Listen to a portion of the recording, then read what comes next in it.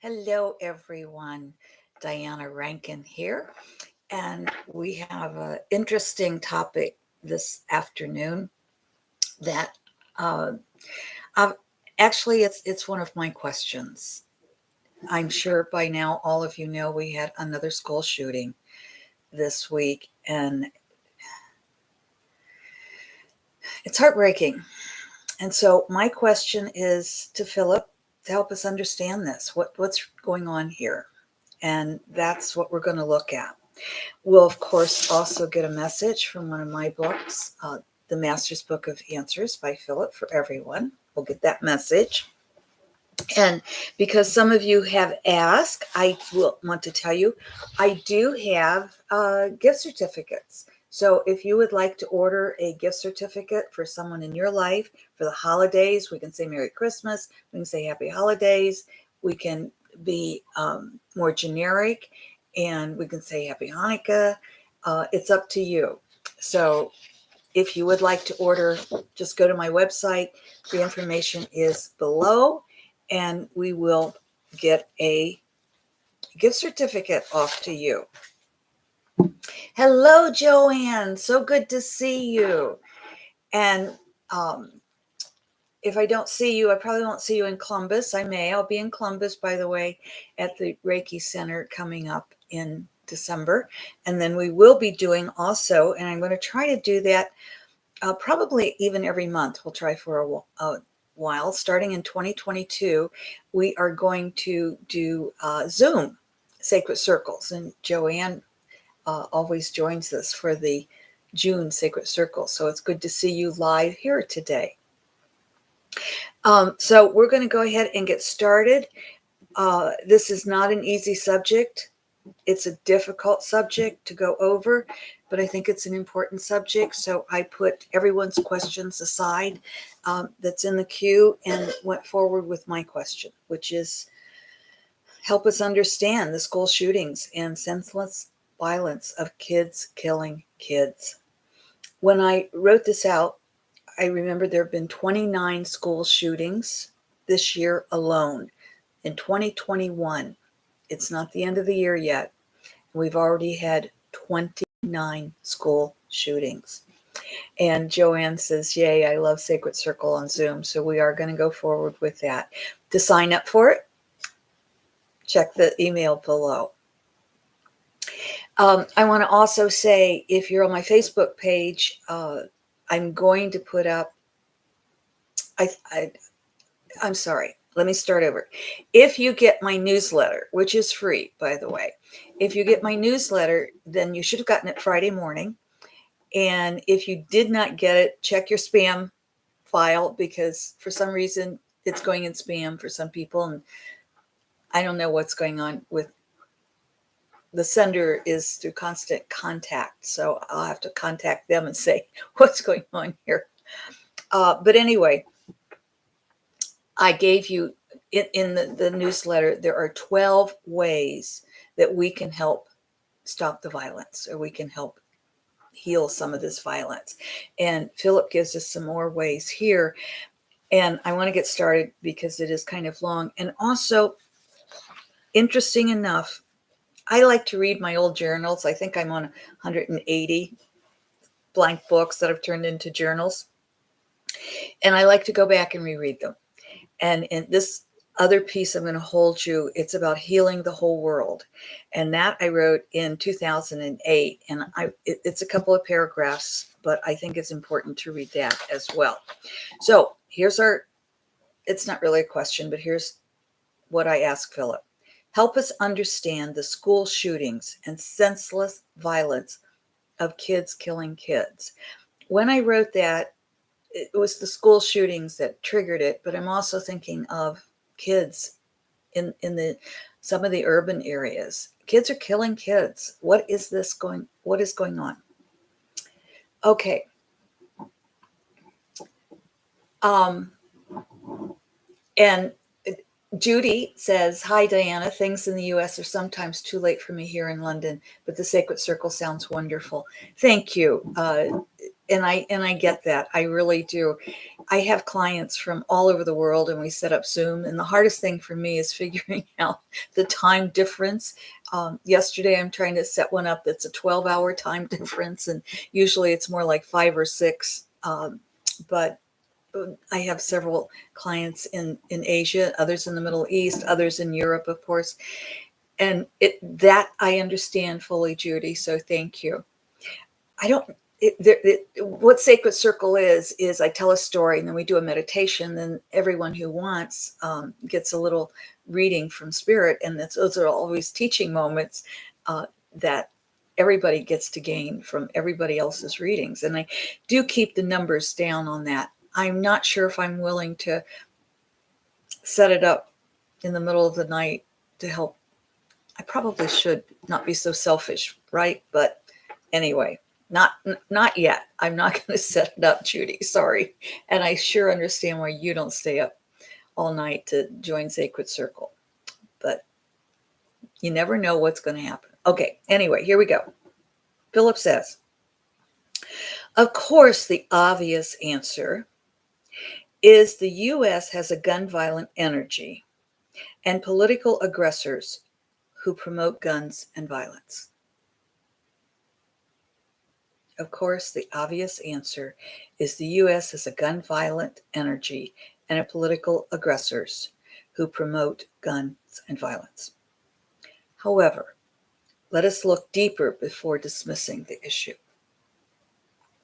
Within this country, the violence comes from different sources, and all come from fear, which is where anger resides. The first source we shall look at is the bringing into the current life that which took place in what is called past life.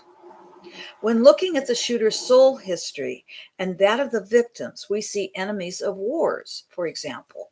We may see a teenage white boy who was a young Vietnamese boy in the conflict the U.S. was engaged in the 1960s. This young man was killed by a young U.S. soldier in that war. So in this life, the opposite takes place. The wars may have taken place in recent history or in the greater past. Another example might be a store robbery where a person is harmed, or it could have been a street gang or domestic violence. The U.S. is a large country that has engaged in multiple wars and violence. Until forgiveness is laid, and this is important, until forgiveness is laid at the feet of the one who harmed, by the one who was harmed, the cycle of killing will continue. Other words, if we were harmed in our life or another life, we have to forgive the person who harmed us. And that's when that cycle stops. Violence against another does not always have a past life connection. There is a tremendous amount of anger, not only in the U.S., but in Earth's atmosphere. This anger, which is fear being expressed, affects the human brain. The deeper the fear or anger and the longer it lasts in time, the more the brain will be wired for reactions and actions that are fear and anger based. Until the brain is rewired so the mind can process correctly, the human is unable to act out of love. They are only able to react in a fearful, angry manner. Let us look at how the brain becomes wired with fear. It can be wired from past lives, of course, but it can also be wired for fear and anger anytime from infancy to adulthood. The brain is wired by the thoughts held. This wiring can only be changed with intent and practice. This is difficult to achieve for someone who is wired for violence to change in one lifetime.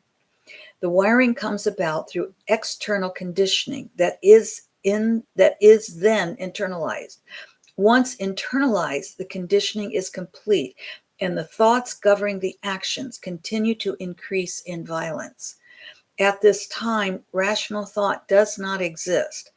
The brain is incapable of sending proper signals to the human consciousness. The mind has been hijacked. There is only fear. that expresses as anger. This is true even when the individual is smiling or even laughing. The individual at this point is not capable of empathy or even rational thought. Anything or anyone who confronts becomes the object of the person's fear. There is only one way to confront the person lost in fear. For safety, this may need to be done at a distance. Think of the person and release your own fear and anger toward them, and then think loving thoughts. These loving thoughts do not need to be about them, just loving thoughts sent to them. Of course, within a school, for example, if one becomes aware of the inability of another to show what is referred to as a normal brain function, this is to be reported to an adult in charge or to an agency such as law enforcement department. It must be noted that each human contributes to the violence. Every thought, every action is carried into what becomes the reality you live. Create peace, and peace shall be yours. Create anger, and anger shall be yours. Create kindness, and kindness shall be yours. Create fear, and fear shall be yours. Create love, and love shall be yours. And this love shall spread and become the world's. So create peace. And that's where I want to go to this other piece I mentioned earlier that I wrote in my journal in 2008. And I want to first of all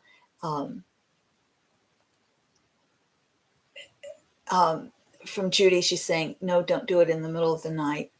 And she's talking about Sacred Circle that we talked about earlier.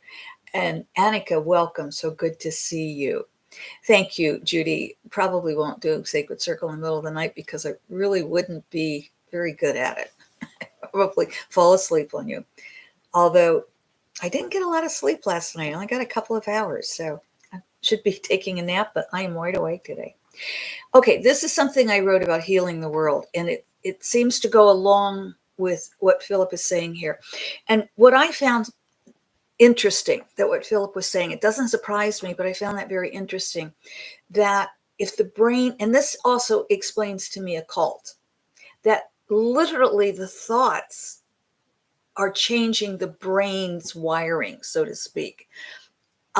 And one of my teachers, Jean Houston, that I studied with back in the 90s, Jean always talked about pathways in the brain and gave us processes that I've passed on to others of how to change those pathways. And I think that when I think of the brain, I see those like electrical currents going, and that has to be changed. We have to create those new pathways. And if we're always, it's like water running downhill, it's going to go into that groove that is anger, go into that groove that is fear. And the deeper that groove, the harder it is to go and get out of that groove, to rewire the brain for peace and love, empathy, kindness. And so, yes, to take the life of another human being, there has to be some brain functioning that is allowing that and shutting off the empathy and the ability to really love. And that's really what Phillip is telling us. So we can change it. I like that we can help that person. If we're not therapists, so it's not about helping that way. But what Phillip suggests is that we simply sit down, let go of our anger at that person, let go of our negative thoughts or harmful thoughts, not negative, but harmful thoughts about that person.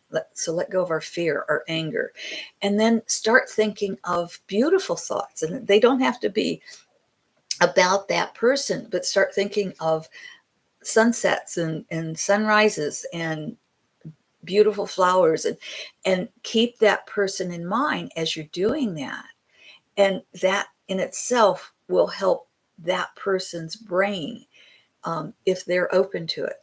And they may, before they're open to it, they may have all of these wonderful thoughts floating around them, and they just happen to see the sun one day, and it opens up the brain immensely. So it could change, you could save a life that way. Anyway, I want to say this is um, we were working for world peace here, and I think applies to also what we're working with today. You must hold the world in prayer and cleanse your mind of all but loving thoughts. This is the vibration that will continue to free you and to free the world from tyranny. Do not be dismayed. There is great hope. The hope, excuse me, the hope depends on your willingness to hold peace in your heart, regardless of what you see, hear, or experience. When anger arises, do not ignore it. Instead, see it for what it is and transmute the anger into the action of love. Do the same for all emotions that arise out of fear, which is what anger is, a projection of fear. This is not to say you are to roll over for those you consider your enemies, but instead to understand you have no enemies. Those you see as enemies, those you see as hurting you, are here to help you look deeper within yourself to see your errors of thinking. Are you to hold others accountable for their errors of thinking? Of course, but first look within to understand who is making the error and why. You will be surprised to see your own struggles are manifested in the larger world. Not a single thought of yours is lived in solitude, but is instead manifested into the larger arena. You want peace in the world? It is first to be found within your own heart. Let there be peace in the world, and earth will one day come to know peace. Peace comes from humankind, not from the words of world leaders.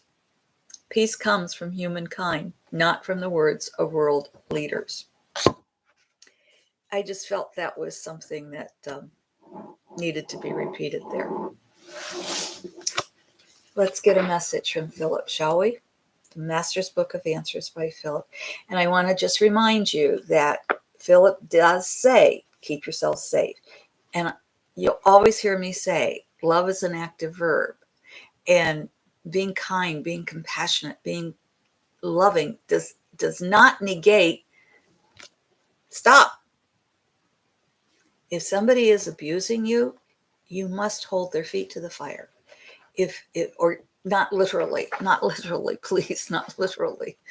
But if you're being abused, that has to stop. All right, here we go. I'm hearing right. If you heard right, our intuition's in sync. If you heard left, then that's a message that you need to pay attention to. And I always read both, as you know. So here's what our message for everyone says. That which you see around you represents the thoughts you have used to create your world.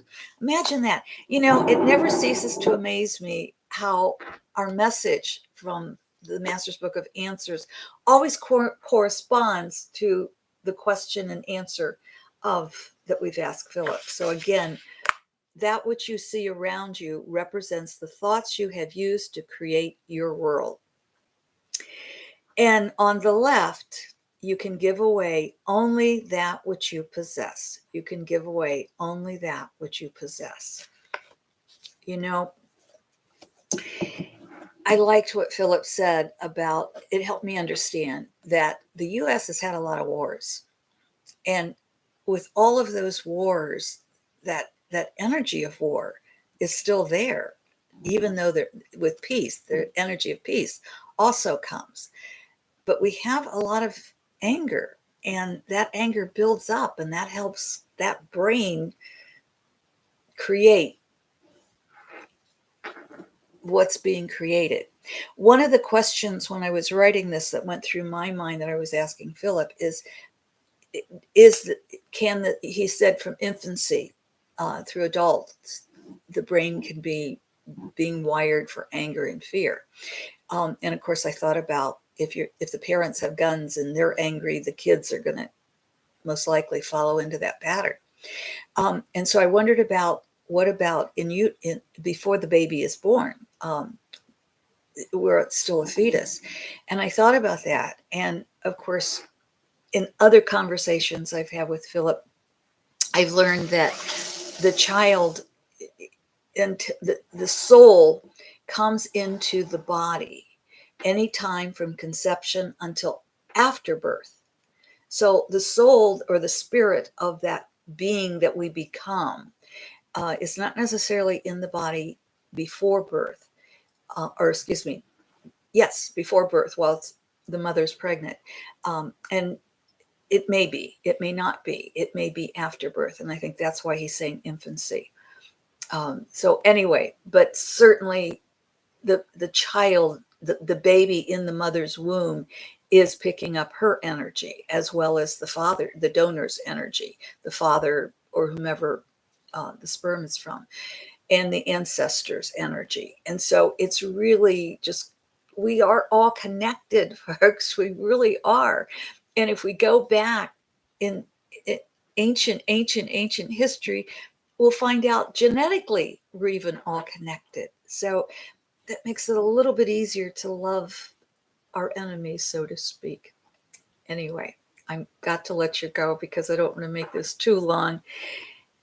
And I just want to say thank you for adding peace to our world. Thank you for adding love.